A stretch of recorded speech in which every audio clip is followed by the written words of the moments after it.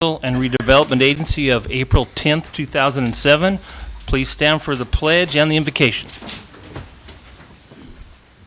I pledge allegiance to the flag of the United States of America and to the republic for which it stands, one nation, under God, indivisible, with liberty and justice for all. Could we please bow our heads? Dear God, please give this council the wisdom, the strength, to do the right things for this community. And this we pray, amen. Amen.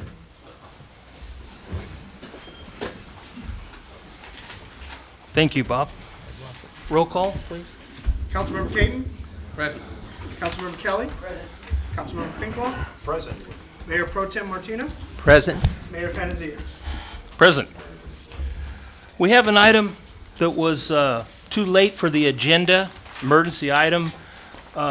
Probably most of you have heard, I know the council is aware, we have had an accident involving a police officer this weekend. We totaled a police car, so we have an emergency item to add this evening. If we have consensus for all the council members to go out to bid and start our process of replacing a police car.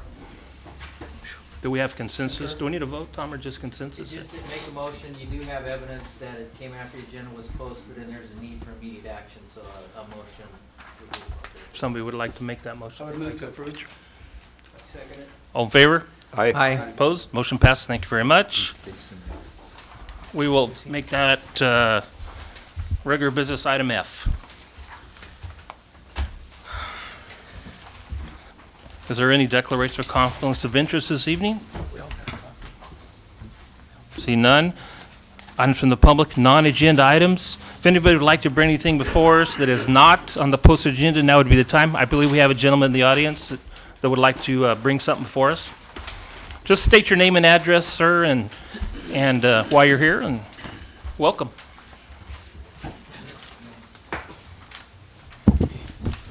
My name is Robert Stanford. Am I on? Okay. My name is Robert Stanford. My address is P.O. Box 576684, Modesto, California, 95357. And I'm a civil rights community activist. My primary jurisdiction that I primarily advocate for these days is in the Modesto Airport District. But tonight I have a matter that I'm bringing before you as an incorporated city in the county of Stanislaus. Recently, as most of you may have heard, Modesto passed a really special ordinance. We call it our social host ordinance. What this ordinance does is that this closes a loophole that if the police do not witness a misdemeanor, they can't do anything but make consensual contact. This is very challenging when they're going out to adult-hosted teen parties. That could be somebody has an orchard, somebody provides a house, even worse, adults providing alcohol, not just for their kids' bar mitzvah, but for all their kids' friends. And God knows what else goes on with all of that. This provides so that for the first offense within a 12-month clock, within the first offense is $500, second offense is $1,000, third offense is a $1,500 fine. And also, by issuing the ticket, the police officer is given a little bit more leeway to gather additional probable cause, additional evidence for presentation to the district attorney, that without this ordinance, the officer's hands after the fact are generally tied. Now, I had a sister that I was out with on grad night in 1984, and adults bought the booze. We weren't even drinking. The driver of the car was, and he was a teen too. He was the straight A student, quarterback, Davis High School, star quarterback. His whole life ruined. My sister died. And it was, they call it a rite of passage, I suppose. That's pretty much what it comes down to. None of the adults were ever held accountable. We don't really ever even found out who they were. Devastated my family, devastated our local community. It was on the front page of the Modesto Bee for 3 days. My dad was a teacher at Downey for over 40 years. He had George Lucas in class. I would ask you to assist me in whatever we have to do to possibly adapt this ordinance. I can work with the the Newman Police Department. And, the city attorney, the city manager has a copy. What you have is the ordinance from Modesto with a staff report. And if you need additional staff to incorporate this, I can get that provided by the Stanislaus County Sheriff's Department or the MPD. I've recently got this. They're adapting it pretty much as we speak in Ceres and Waterford. And like I said before, my intention is to get every incorporated city in Stanislaus County to pass this ordinance, close these loopholes.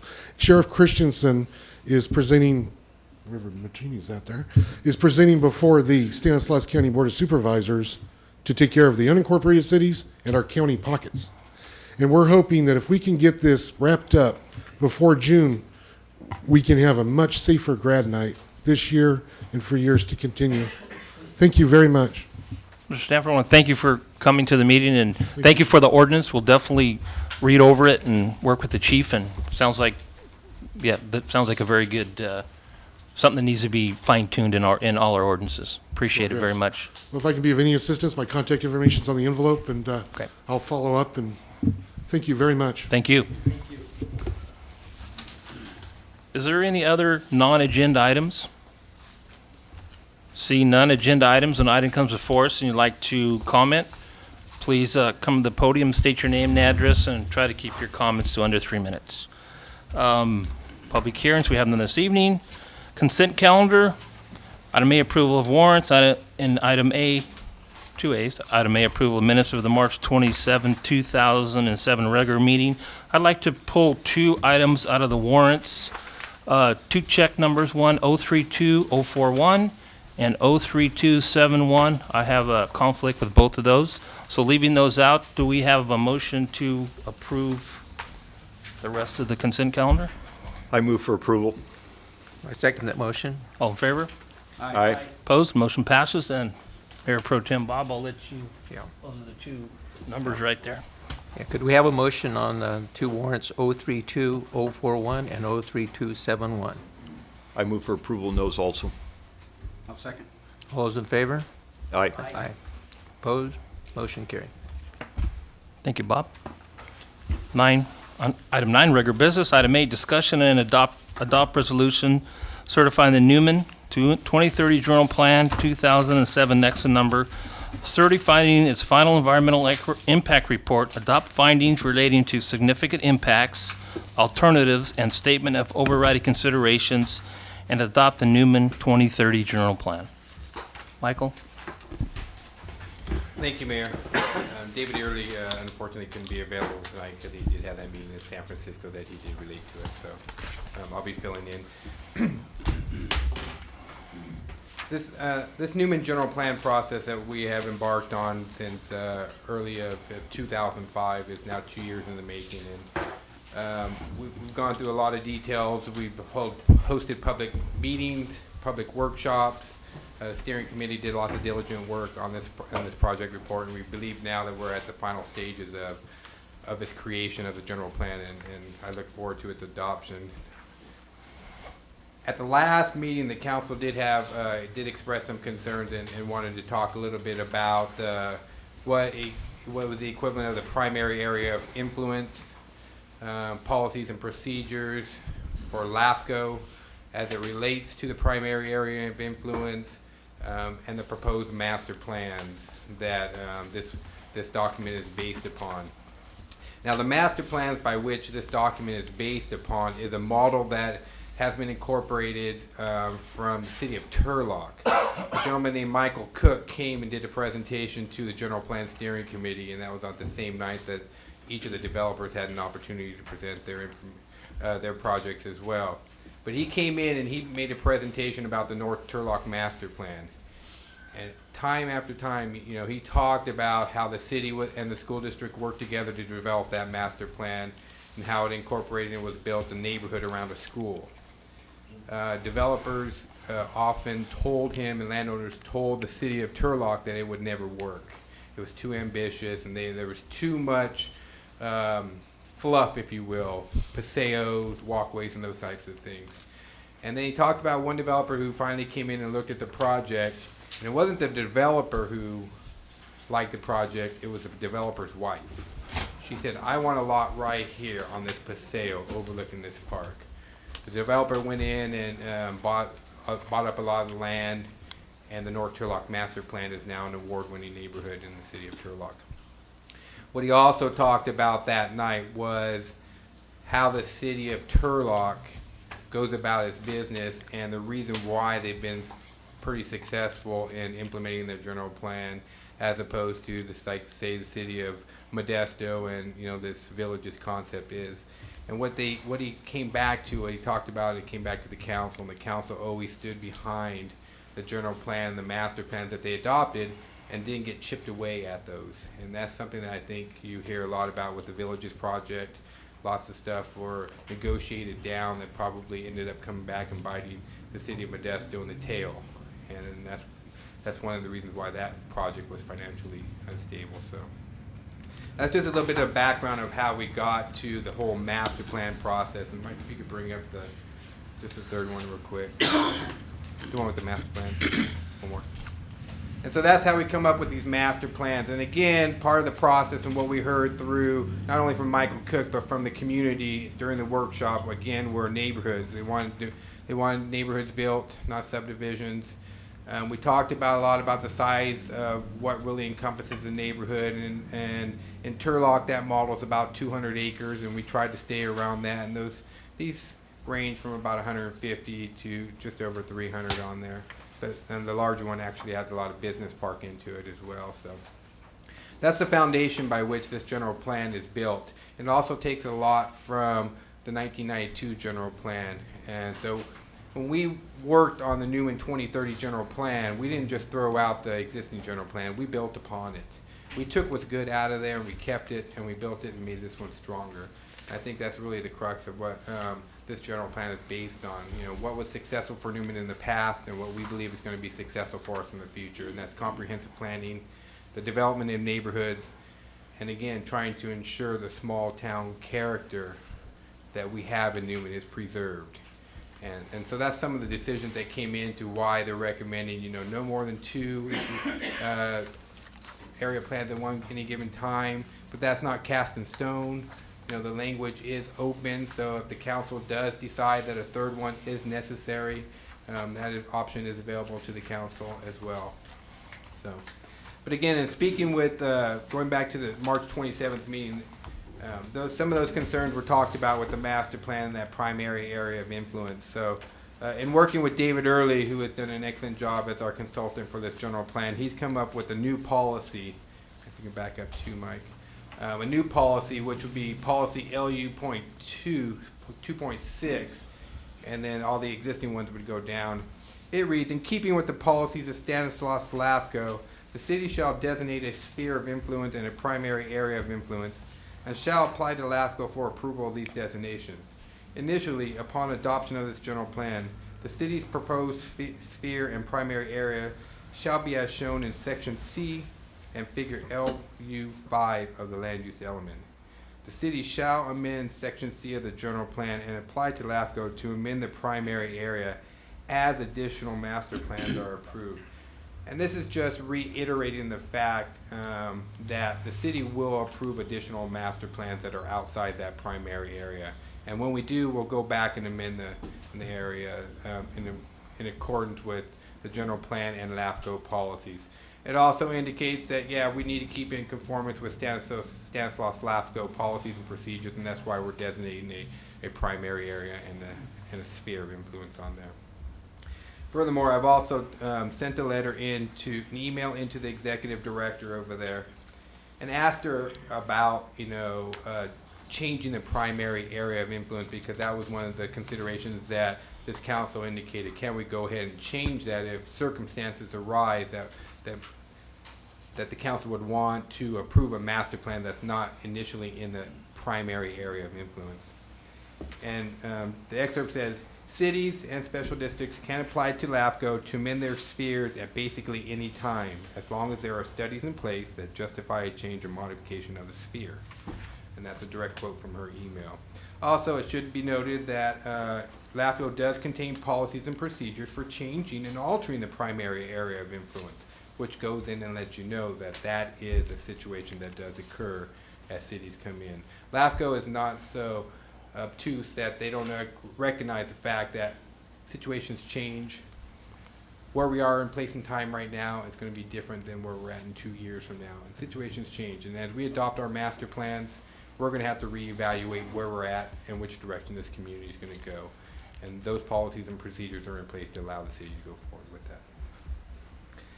There was a second talk, again at that meeting was, again, the primary emphasis again of why the steering committee recommended only 2 area master plans at one particular time was again to ensure that we remain and preserve and enhance the existing small town character. So that's part of a policy LU 1.2, and there is a proposal on here that we crafted for the council to consider if they felt it was appropriate to modify that. The modification is to preserve and enhance the existing small town character of Newman and ensure orderly growth, and ensure orderly growth is a new term. New development shall be phased over the time frame of this general plan. No more than 2 neighborhood master plan areas should be developed concurrently. And should is open-ended. It's not a shall where it's a mandatory. Should is open-ended. Before development of, and then we scratch out a third and we add the term, an additional master plan sub-area can be initiated. One of the 2 master plan sub-areas developing must be substantially completed, and then we added the term, or the city must find that the concurrent development of an additional master plan sub-area will allow for continued orderly growth and maintenance of small town character. And again, that's part of the premise by which this general plan is based. And if you look at the vision statement, it talks about preserving and enhancing the small town character. And if you ask people on the street, 9 out of 10 are going to tell you that's why they like it here, because of the small town character. But that is additional language that could go in there. It's open-ended, that would allow the council, so if it deemed fit, to make findings that would allow more than 2 master plans to be developed at any given time. And the fact that we use the word should instead of shall or must is, again, it's a term that is open and indicates that there is flexibility in that language. That your hands are not tied to just 2. That's open-ended for a possible third.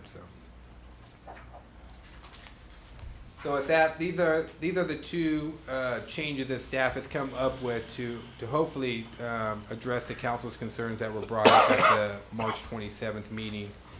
I can answer any questions that you have right now. Should the council elect to move forward with the general plan and its adoption with either one or both of these amendments, we would just add those to the March 15th errata that was passed out to you. And then that would be incorporated into the general plan and make the final document. So with that, I can answer any questions that any council member may have at this time.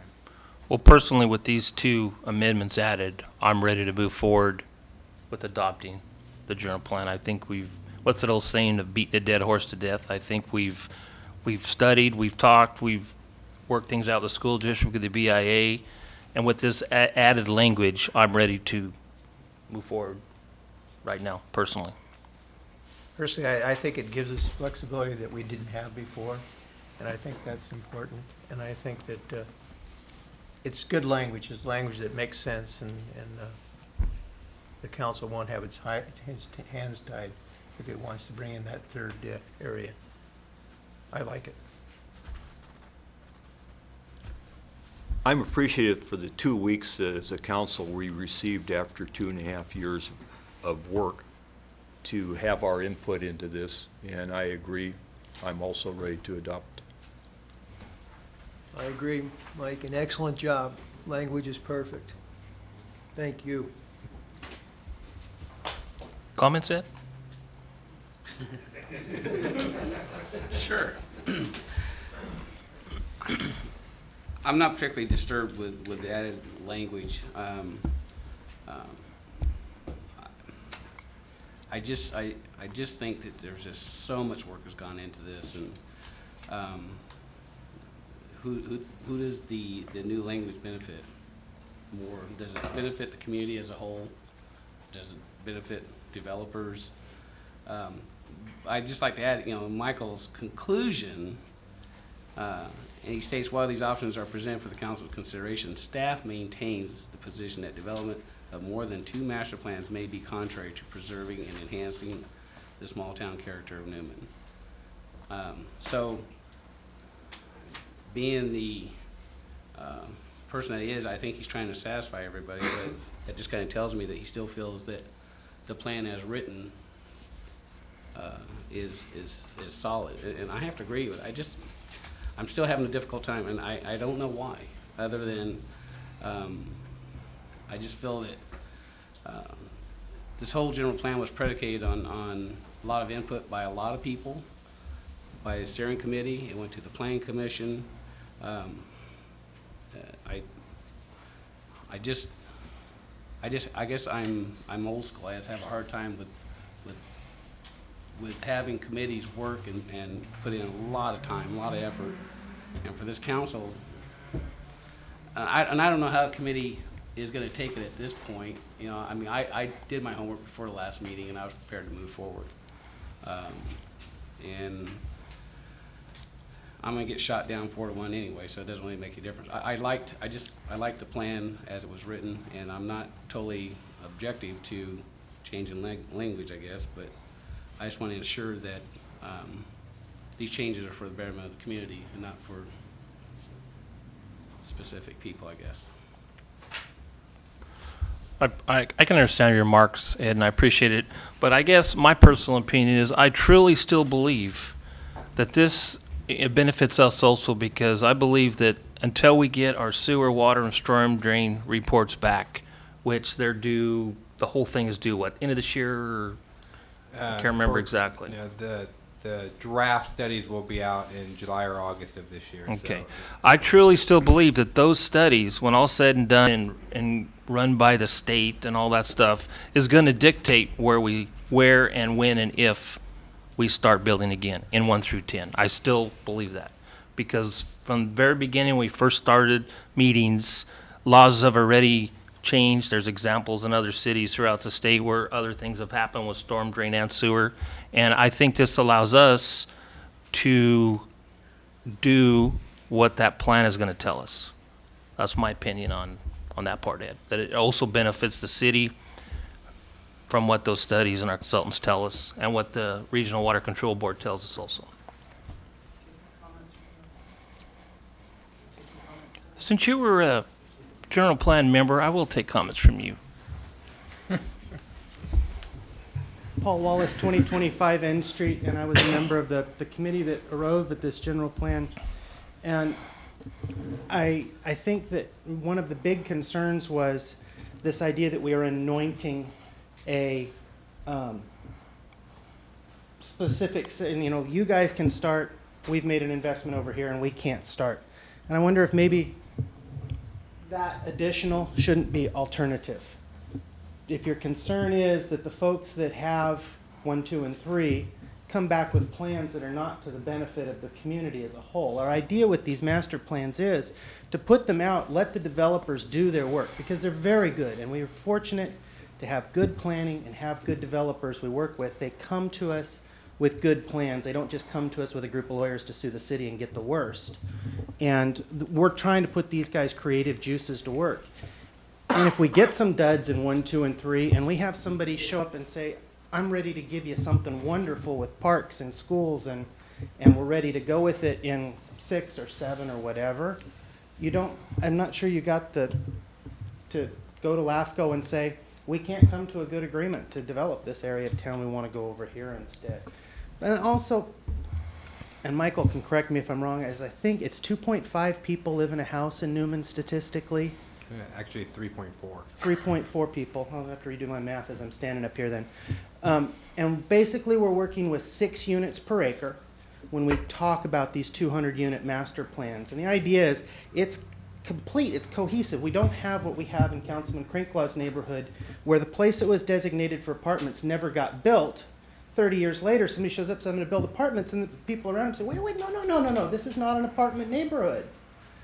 We're trying to avoid that hassle. Say, if you're going to build here, you're going to build apartments, you're going to build houses, you're going to build schools, you're going to build paseos, you're going to build a complete neighborhood that suits all of our needs, and not going to come back and surprise somebody 30 years later when you wandered off someplace else. So, 200 acres, 6 houses per acre, it's 1,200 houses, 3.4 people per house is roughly 4,000 people. So one of these is 50% of our current population.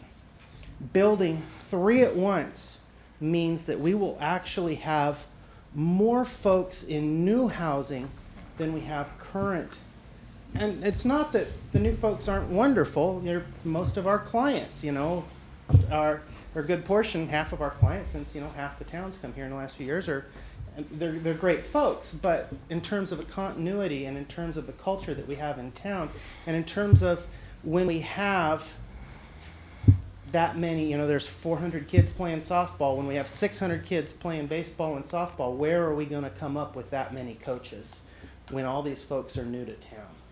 And so I urge you to really rethink about whether you want to make it very easy for somebody to walk in, build the easy stuff, build the single family houses, and walk away before the school's done, before the parks are done, before you're back to what you've got at Barrington, the big open field where the school's supposed to go, and you guys are holding on to a check trying to come up with enough to get it done. The idea of this, concentrate in one area, get it done, and don't move on to the next area. Don't be in the villages, gosh, we wish that we'd asked for more fees, because the fees do escalate every year.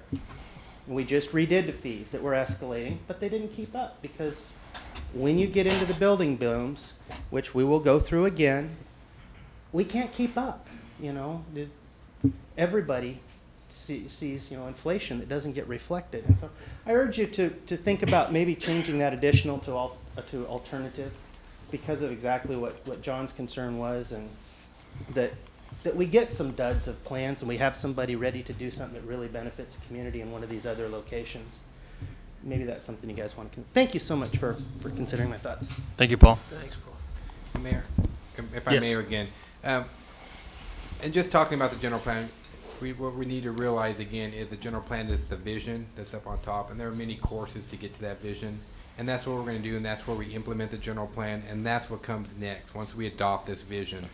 The courses, there's still numerous courses that are available to this council, and you will elect which course we decide to go down as we proceed towards implementing this vision that is captured in the general plan. So I want you to know that just because you're adopting the general plan today, what you're adopting is the vision. There's flexibility in this document that allows you to look at different courses. You're not tied to one single path. There are many different paths or courses that you can go down to implement this vision and part of the general plan. So. I agree. Ed, I'd sure like to have a 5-0 vote in this. I was going to hold this comment till the end, but if this was approved tonight the way it's worded, to me, 1 through 10, the competition is on. Bring us back your areas. What can you do for us? What can you do to help us with storm, water, and sewer? That's a challenge. That's the way I feel about it, personally. And schools. With that, And schools. I'm sorry. Sorry, Rick, I forgot. Schools is very important to you. Sorry. We won't let you forget. Sorry. I was just thinking of the state that comes down on us with regulations, but you're at the top of the list, too. Yes, Mrs. Ramus. Please, yes. Otherwise, Mr. Naveau will come out and yell at me from the back that he can't hear. Okay, my name is Mary Ramus. I live at 1030 Orris Timber Road in Newman. I think you still need to put plans on the east side of Highway 33 for a substation, a police substation, and a fire substation. Because if a train is going through and a fire occurs, how is the fire department going to go across to put out a fire in that area? And I think that then maybe there should be like a clubhouse over there to serve these people. I think they deserve, whether it's a small swimming pool or not, they deserve a pool over there. You are begging people to come into town by building all these extra homes. You have to provide for these teenagers and youngsters that come in. Otherwise, they're going to be out in the street looking for mischief to get into. Another thing you had about your housing, about the parkings. Did it ever occur to you maybe that on these housings you should leave enough width to the side of the house where they can drive their cars to the backyard and park them there so they won't be on the street. Because where else are they going to park? You know, a lot of people, sure, they have a 3-bedroom home with a double-car garage. Before you know it, that double-car garage becomes their playroom, and then the cars are out parked on the street. But if you want them out of there, maybe you should leave a width to the side of the house so they can drive their trailers and whatever in the backyard and park there. Or put alleyways, but I'm sure you don't want alleyways because that could be a place where gangs can gather around.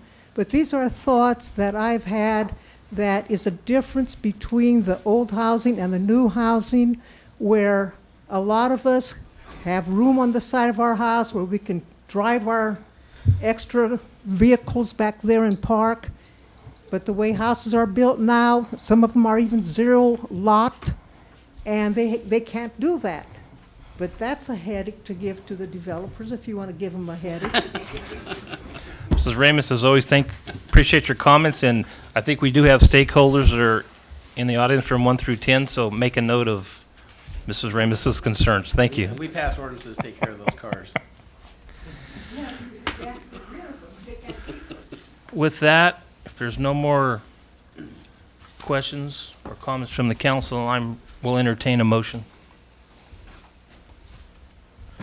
I'd like to make a motion, we adopt the Newman 2030 General Plan Update and Environmental Impact Report as written. I second that motion. Mike, you want to add those to the changes This that we had writing, there? yes, the Okay. one we have before us. Okay, we have a motion and a second to Mayor, approve the. Frank, may I clarify? So part of the adoption process includes the final impact report, the adoption of the findings related to the significant impact alternatives, and statement of overriding considerations, all attached in exhibits A, B, and C, attached to your resolution, and adoption of the Newman 2030 general plan. That would include the general plan errata that was passed out at your last meeting on March 15th, and I believe new policy LU 2.6, and moving the rest downward, and the amended policy of LU 1.2. Is that? That's what I meant to say, Okay. Michael. Thank you for clarifying that. That's as written. As written. That's Now that we Okay. clarified that, is the motion maker and the second happy Yeah. with that? oh, we're very happy. Okay, then I will call for the vote then. All in favor? Aye. Opposed? No. Motion passes 4-1. Thank you very much, gentlemen. I think it's time to have a party. Moving on. Item B, adopt resolution number 2007, next to number, authorizing the city manager to execute a contract for energy management services with Interpower Incorporated. Mayor, you want to take 5? Do we have to? Five. 5? Well, we'll just leave them a couple minutes to leave. We got to celebrate. We gotta celebrate. Got champagne or what? 2 years? No punch and cookies, or? We should have had punch and cookies as when we get a new officer or something.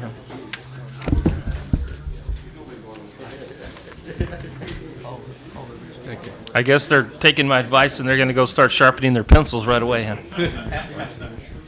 That's a good thing. Okay, Michael, I think we're ready. Okay. Tonight, what we have before you is a proposal by a company called InPower Incorporated. InPower Incorporated, what they do is they provide energy management services. We have been in contact with them over the last probably 2 months, and they've done a preliminary audit of our energy services that we use for wells and pumping stations and city facilities. During their cursory review, they've told us they would be able to save us approximately $27,000 per year on our energy cost, of which, when we enter into this agreement, 30% of the savings would be passed on to their business, and then we would keep the rest. This contract would automatically renew after 1 year if there was a net savings to it, and it's limited to a maximum of a 5-year contract. So. Staff believes this is a good idea to save the community $19,000 on a given year, and ask that the council approve this resolution authorizing the city manager to execute an agreement with Empower for energy management services. Sounds like a no-lose deal. They don't save us money, we don't pay them, right? They don't save us money, they get zero. Sounds good to me. Any questions, comments? If not, direction? I'd move to adopt resolution 2007, action number authorizing the city manager to execute a contract for energy management services with Interpower Incorporated. I second it. All in favor? Aye. Opposed? Motion passes 5-0. Thank you. Item C, adopt resolution number 2007, next to number, authorizing the city manager to execute a contract with Aquatics Community Center schematic design and master plan with NTD Stickler. Thank you, Mayor. And the mayor knows, we interviewed multiple firms back in probably November, early December of 2006 for design and master plan scope of works to look at our aquatic and community center project. We ended up negotiating with the number one group, and when they came back with the price tag of over $400,000, it was time to rethink that number. We went back to the second group, which is NTD Stickler, and NTD Stickler is an award-winning aquatic design architectural firm, and they do a lot of work in recreational type facilities. Here we have a photo of an award-winning aquatic center in Brentwood, California, that they designed. There's pavers there. There's a zero entrance. You'll see the mushroom there for the play area, and again, that's a zero entrance. So kids walk in. Towards the back, you can see a water slide facility. There's also a lap pool in that facility, and this is just there's actually a second slide a little bit to the right of the other one. Now, this facility is in Galt, California. This is their competition pool swim area. It's 8 lanes by 25 yards. As you can see, their stand with shade canopies structures. In the background, there is a water slide, and you'll see a little bit on that. There's 2 separate facilities. Again, the competition pool, which when it's not used in competition, it is a play area. Now this is, on the far side, you'll see the competition pool. Now here's their play area. As you can see, there's 2 separate areas here, and they kind of put up a little temporary fence in the middle there so you don't get people exiting one pool and directly jumping into the other. They have 2 water slides there. They have a zero entrance pool, which the parents like to sit in while the young kids play. And this is a very nice facility. If you ever have an opportunity to go to Galt, this facility is 10 years old, and you look at it and it's still in great shape. We met with Bryce, who is a recreation director over there, and he had nothing but good things to say about NTD Stickler, and he absolutely loves his aquatic facility, his aquatic park. So, next slide, please. Again, this is Galt. Again, you can see the number of kids there. They definitely said, and we hope to include water slides such as this in our facility. That is their major moneymaker. They get a lot of people who show up just for those facilities. But you can see the moms sitting in the water. When you look at this facility here, you look at what an aquatic park and what we really want, and that is to bring families out to this aquatic park so that they can all enjoy a first-class facility on a nice, warm day. Yes, Councilman. Mike, I look at that real quick. And Ted, talk in your remember mic, that- please. I want to see if he comes out. He will, too. With the, you had that incident up in, where was it, Walnut Creek? Yeah, Walnut Creek. Those kids were on high school kids, and they all piled on the thing, and people tried to sue. I think a poor girl died. But I mean, it was just similar to that. And so what I'm saying is, I think it's fantastic. It's beautiful. But we have to have somebody really watching that, because these kids got on there, a bunch of them playing around. I mean, which I would have been one of them probably. And the thing collapsed. I think probably what you noticed is that was probably at a commercial aquatic park. It was. And the slides are a lot longer and a lot bigger. Yeah. You'll have a person up, and you'll see the umbrella up on top, and that's for the lifeguard there. Excellent. Because that slide is open, you can see when kids stop and when kids are all the way down. So that's the difference between what we would probably propose, which would be similar to this, and then what you would see at a commercial water park, where there's a lot more catch and speed involved and height involved to some of these facilities. What are they using around the pool? Is it cement, or what do they Well, use? in this particular case, they're using concrete. In Brentwood, on the first slide, you saw pavers. Now, pavers don't hold the heat as much, and the other benefit to pavers is if something breaks underneath, a pipe breaks underneath, you just pull out the pavers, excavate, and repair it, and then fix everything out and put the pavers back on. You can never tell, as opposed to ripping up the concrete and fixing the pipes underground. What were you looking at with That is something that we would leave to the design Design. team, and then propose that in 2 to 3 alternatives, and then have the community be part of the selection process. So, again, this is Galt. Again, you can see the background. This is just an 8-lane facility. Those swim start blocks right there are removable. They come out. So when it's play swim area, they're not there for kids to be tripping on and doing those types of things and jumping off of when they're not supposed to. Yeah. Michael, did you ask them about the programs they have as far as how much the pool's actually used, say, during how many months of the year and that sort of thing? In Galt, they use their pool from, I believe it's March through October. Places like Livermore, California are year-round. Okay. Galt, I think, and theirs is a little bit subsidized because they have that swap, the swap meet right across the street, and that's on city property. They probably get a cost recovery of about 80 to 90%. And then again, don't forget, we also have a trust fund that we're also going to be setting up to go towards operations and maintenance and using the interest on there, and that'll help us do cost recovery as well. So this is Folsom, California. This is something similar to what you see here with that play structure. We envision something like that being there in our aquatic facility. It's a little bit larger than what you saw at Galt because this project is a little bit newer. Galt is 10 years old, and back in those days all they had was a mushroom. Now you can see here, and you can just see young kids anywhere, probably, you can see them all playing around. There's water shooting everywhere. With the young kids that I have, they would absolutely love a water park like this, and there's plenty of things to do. The other thing that we're trying to achieve, and what we'll probably look at in part of the design detail, is putting some cantilever shade structures around the edge of the pool, so that way kids can also play in the shade, and they're not always in the sun. If the parents or the moms or grandmothers who's ever taking care of the children that day can sit in the water in the shade and enjoy the park as well. So that's all that we had. So that's all that we had. I did attach, as part of your report, NTD Stickler's proposal to us.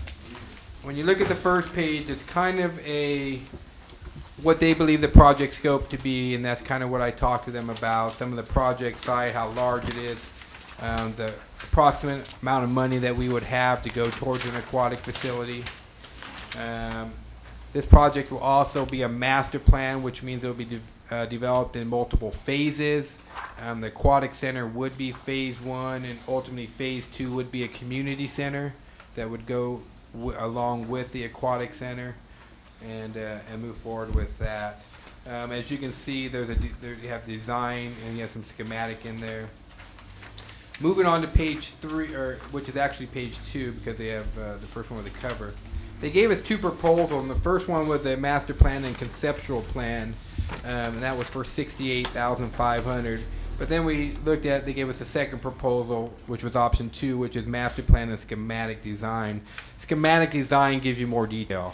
You go from schematic design into construction documents. When you do a master plan and conceptual plan, there's still a step missing to get to construction documents. So at this time, I'm recommending that we go forward with fee proposal option 2 here, which is $124,500. And that would take us through the master plan. That would phase out the master plan. That would include master planning the entire site, not just the aquatic center. It would talk about the community center. It would talk about the aquatic center, and ideally, if we get the site, it's a multiple acre site, so there'd be lots of landscaping involved there, parking that's involved there, and on-site and off-site work as well. So there is a public process. The process by which I'll be recommending to the council is we appoint a design committee. That design committee comes up with 2 to 3 alternatives, and the design committee is charged with going out and meeting and talking to different groups within our community to look at their needs, bring those 2 to 3 designs out and roll them out to the public, have a workshop or have a forum by which the people can come out and say what they like about each one, what they don't like about each one. Take all that public comment that you see there and mold that into one final plan, master plan development, and move forward with that plan.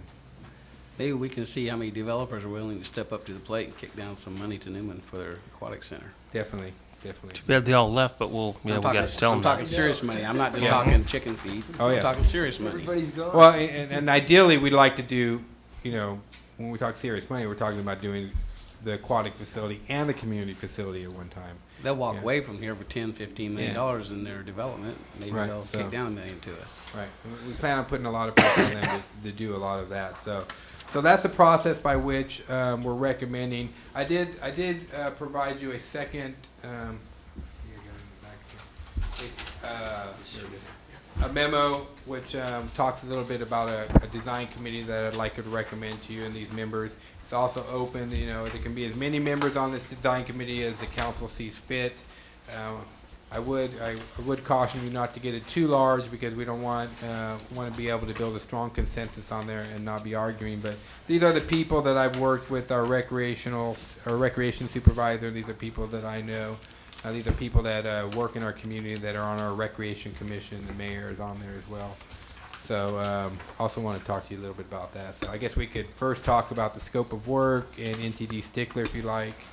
And then if we can get that resolution approved, then move in and just kind of briefly talk about the design committee. Any other questions on that? Mrs. Ramus? Yeah, I'd like to know, what is the distance on the Olympic size pool The- the lanes Yeah.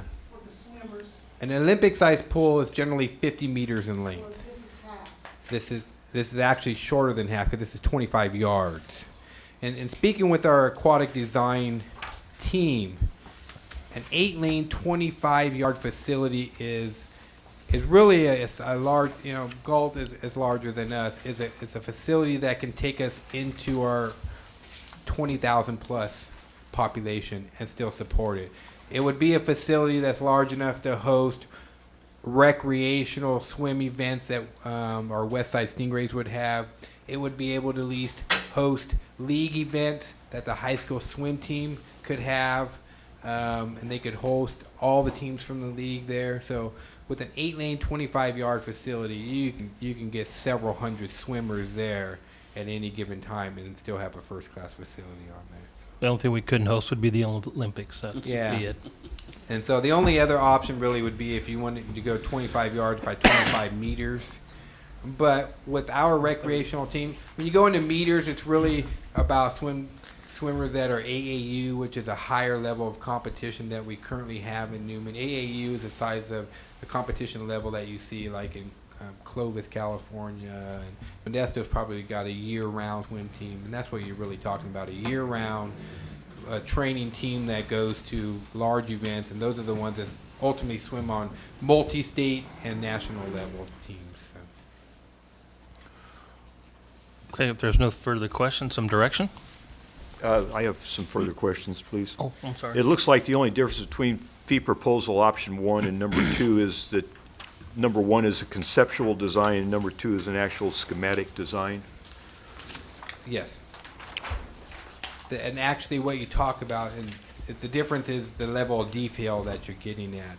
Conceptual is kind of more a bubble picture, but you don't get into more of the detail. Are you going to use pavers versus concrete? And those are a lot of decisions that you have to make before you go into construction drawings. What we're trying to do is get us to a level that when we're done with the scope of work, we can roll into construction documents that are going to be put out for bid so we can get a contract awarded. Shouldn't we look at the conceptual design first and allow our committee to take a look at the concept rather than getting into the details of the schematics of that? Yeah, that's what will happen. We won't go straight to 3 schematic designs. You'll have 3 conceptual designs that we present to the community. They will tell us what they like and don't like, and then we consolidate all those to one schematic design that we would use for approval. Does that make it a little bit clearer? So just because it doesn't say conceptual in option 2, there is a conceptual component to it. It just takes us a little bit further down the line. In other words, option 2 is going to save us time and money in the end. Yes, That's the way I take it as. that's correct. Yes. Further But it comments? does, I think at least what I'm hearing Councilman Greenclaw say is he wants to make sure that the public is involved in this as much as possible and making sure that we don't get too far down the road before they're involved. And that's part of what I was trying to state to you is, yeah, when we get 3 alternatives, there'll be sufficient detail that the community can see what we're proposing, but it's not so detailed that we can't make changes and accommodate what it is their comments are producing. Did they give you a cost figure if we go with the conceptual design to get that into a schematic design? There's $56,000 difference between the two of them. They didn't. Because one just blends into the other instead of having to start the whole process over. It just seems to me that if we go to the schematic design at this point in time, we're accelerating things a little faster than we're starting to run before we're walking. But Or there's a conceptual swimming. stage within that. It starts at a conceptual and then it goes conceptual, and it's funny. I really wish I would have asked him to provide some detail the difference between conceptual and schematic. Conceptual is kind of bubble, and it's kind of like this planner stuff. That it's, We should understand that rather you show well. all these arrows coming in and these bubbles and these potential ones. It doesn't give the community really any detail. The community is going to want to see schematic design, Councilman Greenclaw. That's the level of detail the community needs to see in order to make informed decisions. The conceptual design itself is kind of bubble diagram, doesn't have too much detail. It's not real specific in terms of this is what it looks like. I think what I'm trying to say is to get it to a public review period or a spot, you really want it close to schematic more so than conceptual. So The schematic part of it then is the final, take it to a contractor and they build it off of that schematic. no. A schematic is a point to where, okay, there's enough detail in here now that we can go out and do a construction documents. We're far from being at a point to where we're going to be issuing bids and getting contractors involved. Schematic kind of gives you a more of a probable cost. This is what this type of facility is going to cost, give or take 15 or 20%. Conceptual is this is what it generally looks like, and you're in the ballpark of about 30% of how close you're going to be to the actual cost. It's a level of detail that is necessary there. Get our questions answered, Mike? Or? If you'd like, if the council's not comfortable at this time, I can bring back further detail, the difference between conceptual and schematic, if that's what the council would like to see, and provide you and show you what the actual difference is, and be able to see that it really is at a schematic stage where the community gets involved and says, "Wow, that's exactly what we want there, and we need to go in that direction." Yeah, I would like to see a conceptual design and a schematic design. Take a look at the two differences. Words are one thing, but pictures Right. But a lot better. and let me just say this: you can't get to construction documents from conceptual design. You still have to go to schematic. I fully understand that. Okay. But before you go to the schematic, you should have a conceptual idea of what you want to do. Correct. And maybe that's not even where you want to go. So that's my idea. Yeah.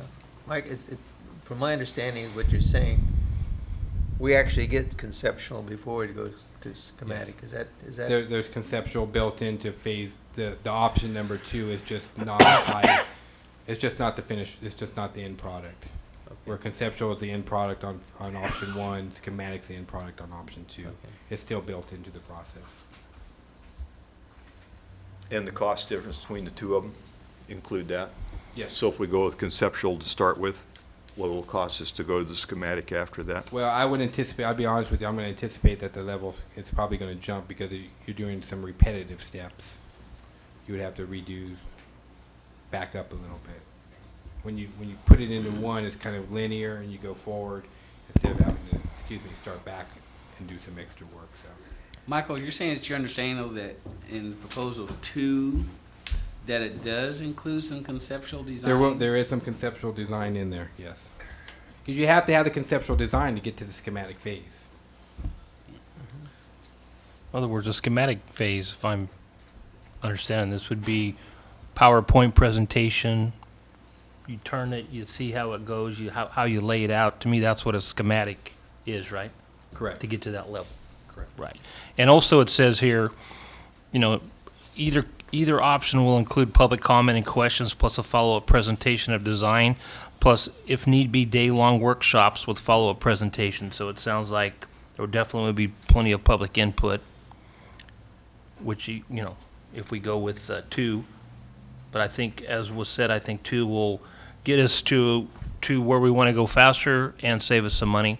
As Michael said, not having to do repetitive stuff or backtracking, losing time. That's Well, my opinion. We think it'll save us some money, we don't know. Michael What? says it does, I believe. It will. Mike, will it hurt us if we put it off till next meeting? Well, and then, as you can see, I did give you a schedule that I wanted you to review as well. So I asked the design team to look at 2 schedules. One I really pushed, which says accelerated schedule, if you look at that one first. Accelerated schedule, I said, what is it going to take to get this project built by the summer of '09? And that's what you see on an accelerated schedule. And it's a very tight timeline, and there's no guarantee that it actually could be met because there's, you know, if you have construction problems and a few other things. The more realistic time schedule that you see is the other one where it says Aquatic Center timeline.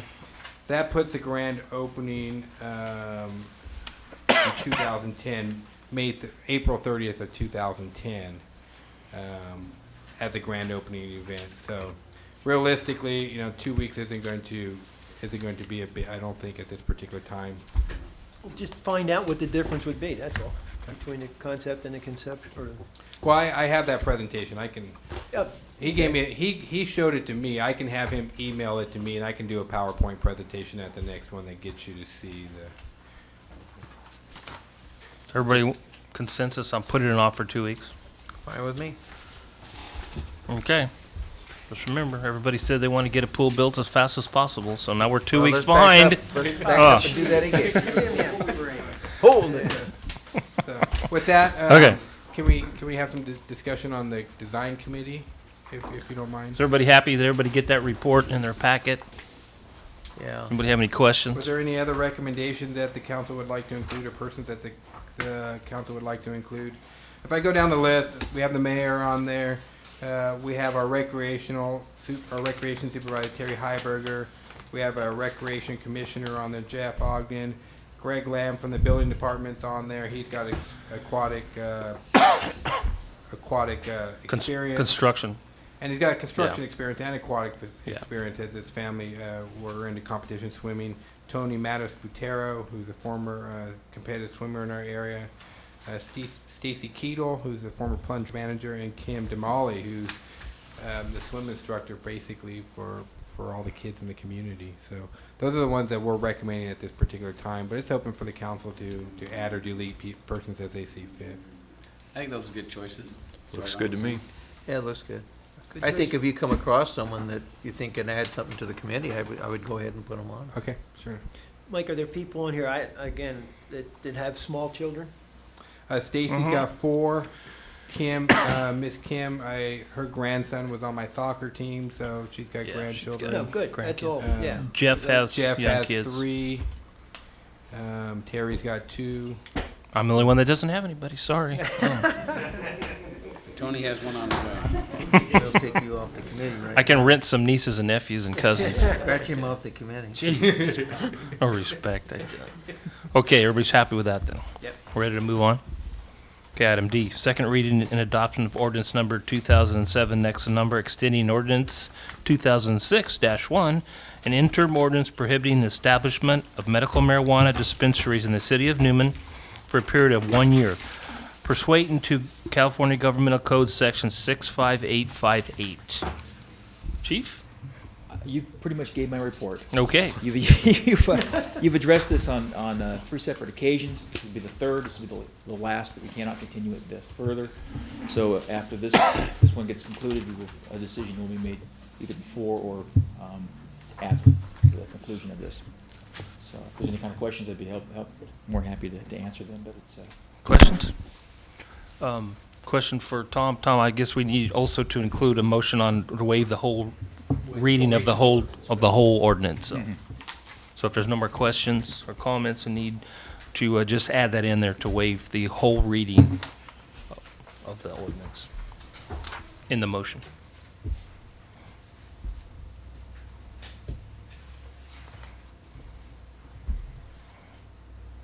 I so move. That's the way I like it. All in favor? Aye. Aye. Opposed? Motion passed. Thank you very much. Big delay there. Item E, introduction and waiving of first reading of ordinance amending pertaining parking violations. Yes, Mayor and City Council. At the last council meeting, I kind of left the roadmap as to how we were going to address parking issues in Newman. And what we're proposing at this point is that the parking violations will be handled by a resolution instead of by an ordinance. It leaves a lot more flexibility. It leaves a lot more a quicker response. I think that's one of the things the council's been looking for. And also, it's kind of a cost savings to us as well, because you don't have to codify resolutions as you do with ordinances.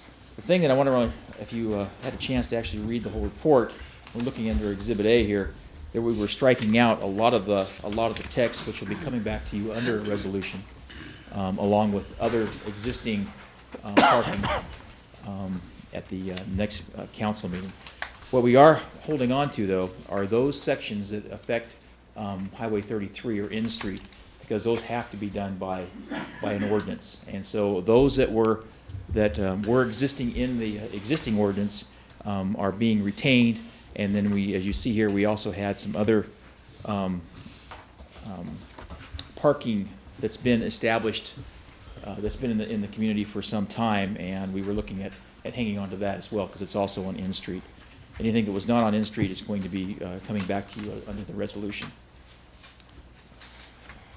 And I'll be happy to entertain any kind of questions you may have. Questions? Comments? So in other words, next meeting we'll have Next meeting, you'll be something having back all on. the other parking issues that are not on Highway 33. Okay, like the Hardin Road issue by the high school and all That's one that'll of be the back ones for that's us. going to be on the Hardin Road. There's that handicap parking and all those other Okay. issues that are out there that haven't been addressed and are codified. So we'll have all that. That'd be for you for great. the I next was meeting. worried we wouldn't get this done before school ended this year, but Well, we'll be ready for the next upcoming. Okay. one. It'll be the public hearing we'll have Yes, a public hearing at the yes. next meeting also. If there's no questions, could we have,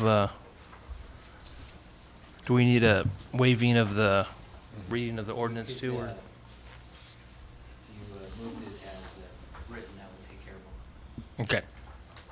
Just, I as make the per motion we written. approve as written.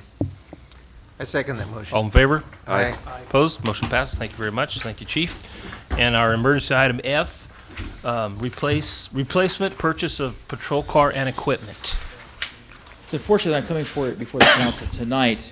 On one hand, is that on Saturday, April 7th, at about 11 p.m., one of our officers was involved in an accident that left him hospitalized, and our car completely destroyed. It was engulfed in flames, and there's no recovery of the car or the equipment that was in the car.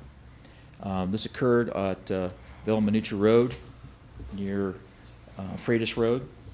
And as you can see by the report here, the car rolled over twice, and our officer was ejected from the vehicle. To let you know, this is a car that was destroyed. It was a 2005 patrol unit. Happens to be one of our newest ones. And it was scheduled to be on patrol for an additional about 3 years. The vehicle was fully loaded with the department equipment, which included our new laptop computer at about $5,500, police radio $4,200, light bar at about $2,000, and a radar unit, which was about $3,000, plus a rifle, shotgun, and other equipment. all this perished in that in the flames out there, and we're looking at asking the council for the cost of the vehicle, which is estimated to be about $26,500 and another $18,500 for all the equipment. Normally, that equipment goes from one vehicle to another vehicle, but we have no equipment to be able to take out of this vehicle. So we're looking at, it's a total loss, so we're looking at having to totally replace all that equipment. And unfortunately, it was pretty much all new equipment. That's what we're asking for at this point. I'd like to kind of let the council know that our officer, his name is Jeremy Cookson. He is currently at Memorial Hospital. He has a shattered right elbow. He is possibly in surgery as we speak. He was going to be in surgery sometime this evening, and we're hoping to have him back to work after he recovers. So our prayers go out to him and his speedy recovery. I'll answer any kind of questions you may have. Questions for the chief? Comments? Mike, why is the thing, and I'm glad the officer's okay, and first of all, did we send him anything, like a basket of fruit or anything like that? Bill for the car? Or A bill for the car. Oh, that would make his recovery I think quicker. city manager is already taking care of that. Is that Yes. already, They're- Mike? yes. You do stuff like that? On Monday, we We are did not- we are present, Excellent, So- excellent. Why did this car, the fire? What? Well, basically, he hit when he veered off to the right. We feel that he was trying to avoid something that was in Yeah. the roadway, because it's a straight roadway at that particular junction.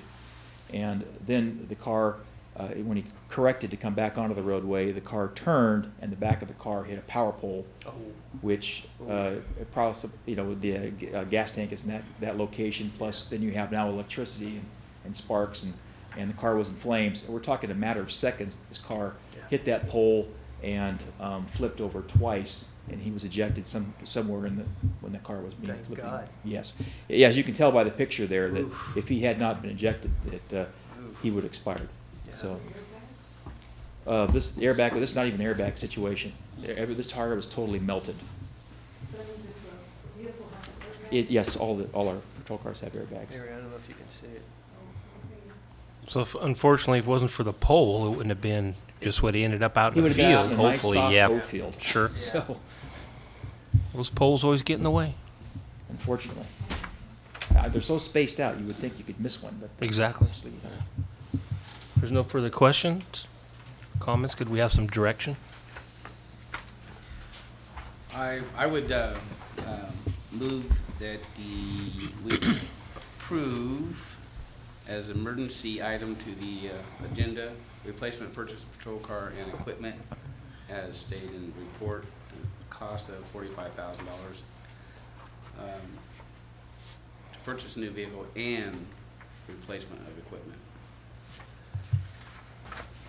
I second it. All in favor? Aye. Opposed? Motion passes. Thank you very much. Thank you very much, and I'll pass Thank you, on Chief. your concerns to Officer. I went by and Yes, thank saw you. Jeremy yesterday, and he's a very lucky young man, and he's starting to remember a little bit more. So I'll be going back the next day or two to see him again. Give him our regards. Supervisor DeMartini, thank you for being with us this evening. Do you have any comments you'd like to make?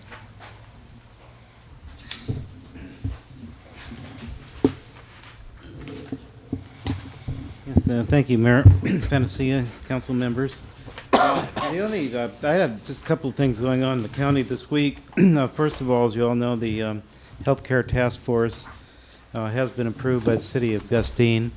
The letters have come out. That's all three cities and both healthcare districts. And the first meeting will be here on the 26th of April.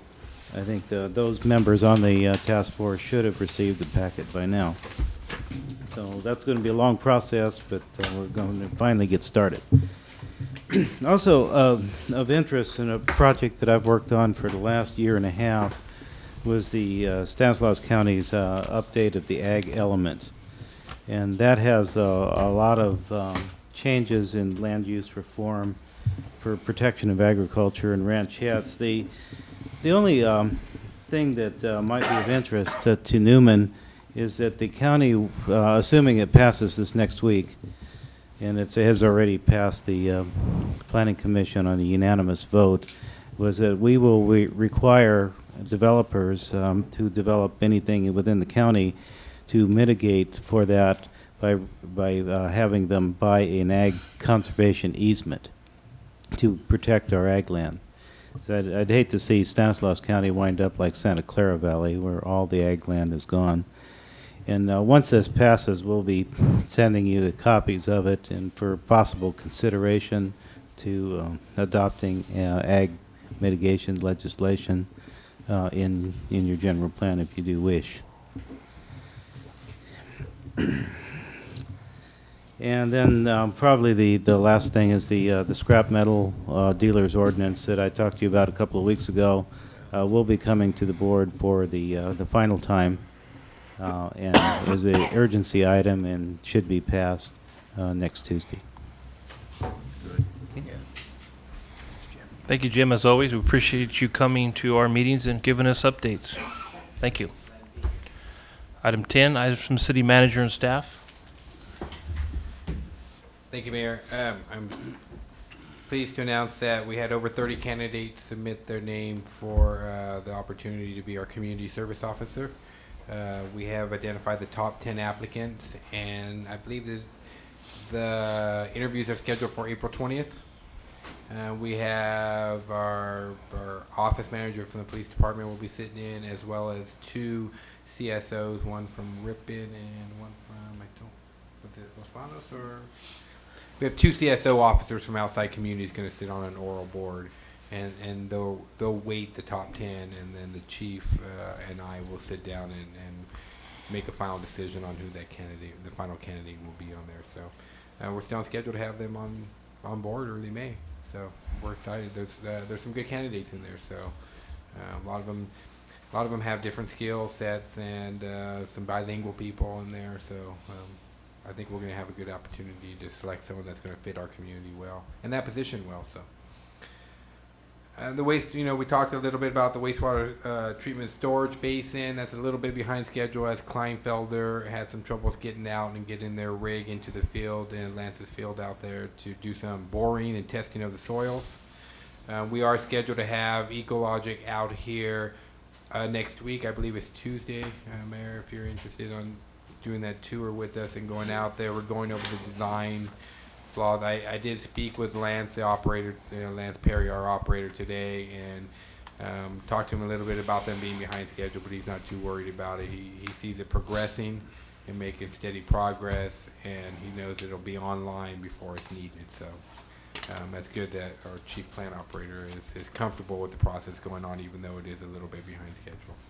I also talked to him, and he mentioned something about he was waiting for some surveyors to come out. I know they had Correct. did a lot of work by GIS. And there was some aerial work. Yeah. There were some right. aerial people that had to come out and do some restaking or something, but he was a little perturbed because it was his first cut. Yeah, they just got done cutting, and he was putting the water on it. They want to come out and survey, so he wasn't too happy about that. He was, if he would have known, he would have held off. But anyway. With that, I think if you haven't talked to Deputy Clerk Meyer about shirt sizes, please do that. We're going to get the council members some shirts so when they do go to city functions, they're able to wear a nice embroidered shirt to that function. We are currently advertising for Architectural Review and Recreation Commission positions that are available and vacant right now. So I believe that goes to the 20th. I would. If anyone's interested, please contact either myself or Deputy Clerk Mike Meyer, and we can get you an application to fill that out. If anyone knows anyone who's interested, please send them our way so we can get them on there. I just kind of touch on it again. Ecologic is scheduled to come out this week or this next week. So, and then lastly, and this kind of goes into the last item here. We are self-insured for our vehicles, which is very important. And why we have a capital repair and replacement program. And we depreciate vehicles over time. And then that money that we depreciate the vehicle, we set aside in a capital repair and replacement an account, if you will. So in case we have emergencies like that, there are readily available funds to replace this particular vehicle. So while this was not a vehicle that we had scheduled to leave service, we do have funds available to replace this particular program, and that's through the prudent planning of this council and making sure that monies are set aside. When you are self-insured, it's very important to set aside money in case you do have an incident like this, because the last thing you want to do is not have that money set aside and all of a sudden you're in a budget situation where your budget's so tight you can't really afford to go about the process of securing another vehicle. So I think we do have 4 vehicles that are available to us, but we want to get on the program and get this vehicle back into service so that our officers are comfortable and they're not crammed in just the 4 vehicles. Michael, explain to me why we're self-insured rather than being insured. $45,000 would pay an awful lot of insurance premiums. If we have a lot of vehicles and we lost them all at one time, we'd be in a real hurt situation. Yeah, but we have so many vehicles, economically it just makes more sense for us to be self-insured and to put money away and depreciate our vehicles. We don't have a number of vehicles that are a high risk for collision, and we don't have a number of vehicles that are at high risk for loss. So that's why we self-insure. You know, most of our vehicles don't exceed 25 or 35 miles an hour at any given particular time. You know, the police department and our fire department are special cases that they are public safety and have to use a little bit more speed. So, but economically, it's just a direction that the council has chosen in the past. You know, we can always take a look at that, but then our fleet to more than self-insure our fleet would kind of be throwing money away. So it's better just to self-insure and use that money, set it aside for situations like this. When's the last time that was visited? Prior to my becoming on as city manager. So if you'd like a quote, we'll get the vehicle. As long as it was current, that's all that I'm asking. We'll research that and get that back to you in your weekly report. Most cities these days are self-insured. Yes, most cities these days are self-insured. It's just the rates would really be a killer. We have to pool up as it is for health and other things. Correct. While we belong to that, what's RMA that we belong to? Correct. Yeah. Risk management. And there are Right. opportunities to be involved in those, but again, I think from our perspective, our fleet is such that we like to go self-insured against pulling resources. But that's all. That concludes my report for the night. Thank you, Michael. Next. Nothing, Chief? Terry?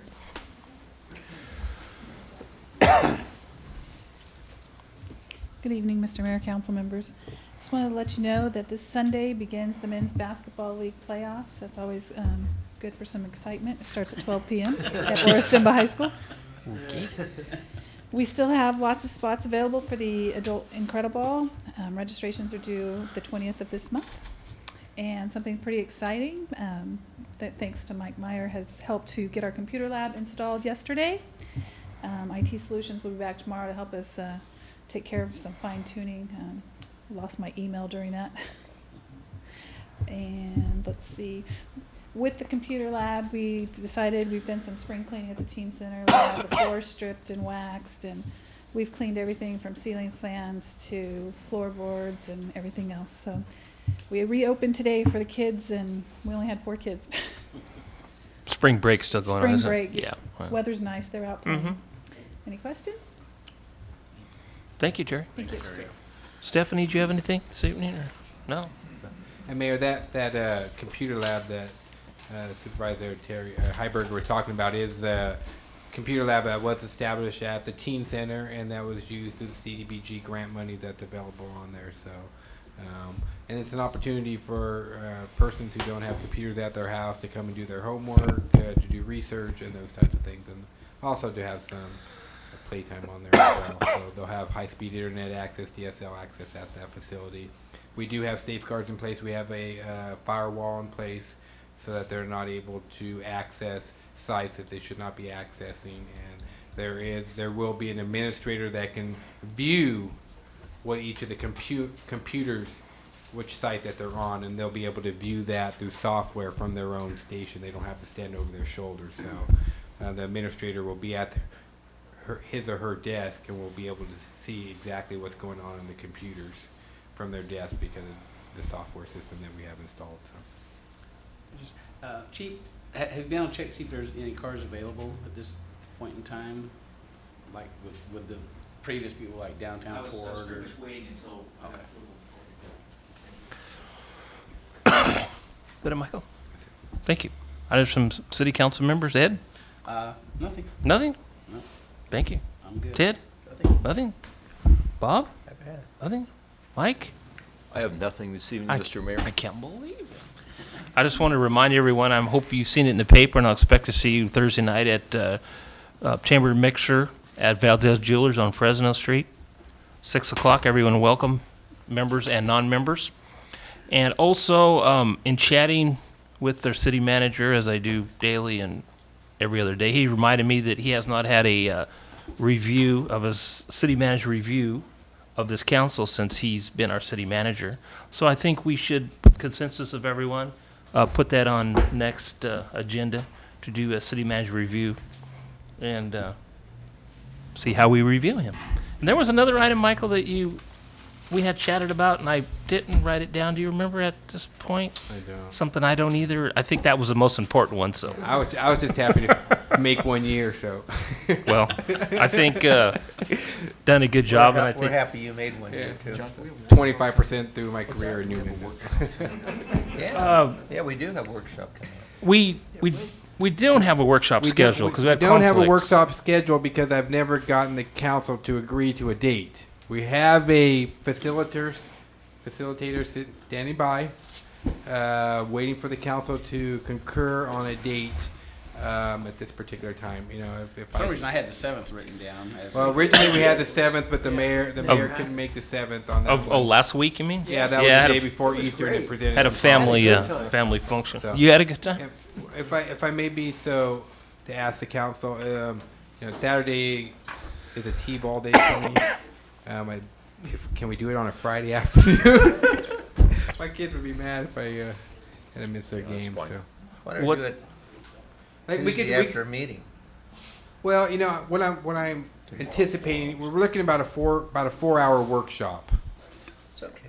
and if we Hey. started it on a Thursday or a Friday around 3, we could have dinner brought in. We'd be done early evening, 7 or 8 o'clock, and be done with it that way. So, are there any Thursdays, Fridays that work best for the council, or an off Tuesday? First or a third Tuesday works as well. That would work. Just pick a time. Anybody have preferable Tuesday day or Thursday.